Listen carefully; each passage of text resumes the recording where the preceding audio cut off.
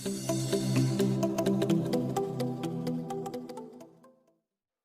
9 के मेरे प्रिय छात्र छात्राओं, मेरे हिंदी स्टडी यूट्यूब चैनल में आप सभी का स्वागत है।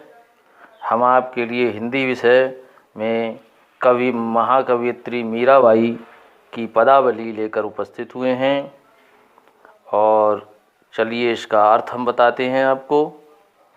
बसो मेरे नैनन में नंदलाल। मीराबाई चूँकि कृष्ण भक्त थीं और इसीलिए वे मीराबाई श्री कृष्ण को अपने नेत्रों में बसाना चाहती हैं और कहती हैं कि हे मेरे श्री कृष्ण नंदलाल, मेरे नैनों में बस जाओ।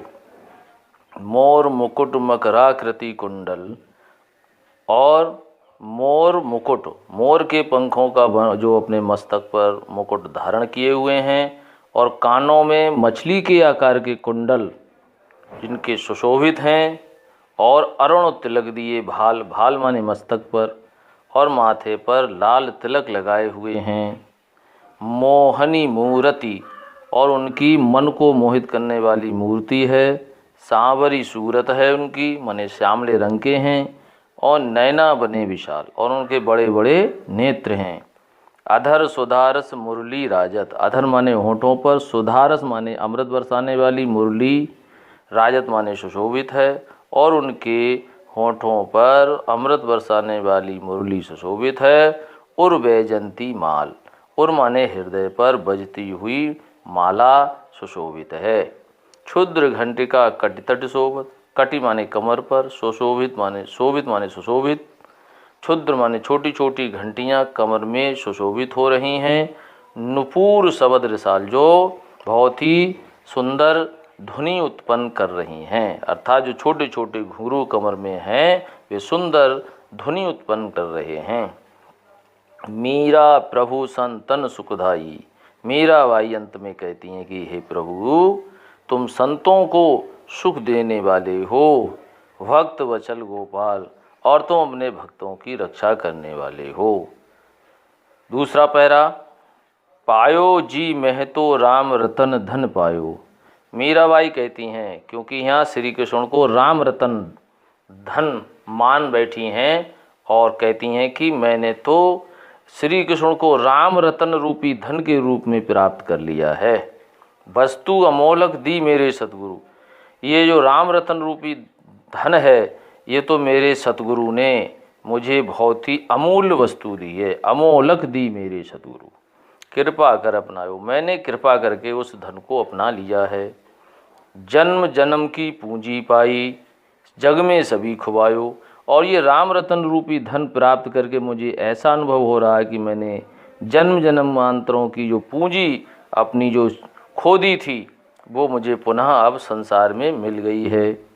खर्चे नहीं कोई चोर न लेवे, और ये राम रतन रूपी धन है, ये जो पूंजी है वो खर्च करने पर भी खर्च नहीं होती, और चोर ना लेवे, कोई चोर भी नहीं चुरा सकता। दिन दिन बढ़त सवायो, और दिन प्रतिदिन ये सवागुनी बढ़ती जाती है।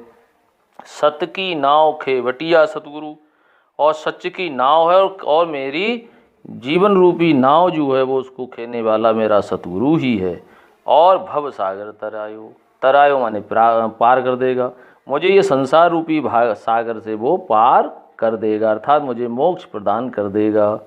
मीरा के प्रभु गिरधर नागर, हरक हरक जस गायो, हरक नाश, बड़े खुशी के साथ मीराबाई कहती हैं कि मेरे तो गिरधर नागर प्रभु श्री कृष्ण हैं और मैं उन्हीं की खुशी में उनका जस गा रही हूँ। जस माने यश गा रही हूँ। दूसरा पैरा, माई री मैं तो लियो गोविंद मोल। री माने सखी, गोविंद माने श्री कृष्ण।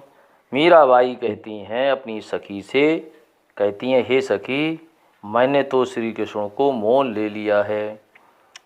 कोई कहे छाने, कोई कहे चुपके, लियोरी बजंता ढोल।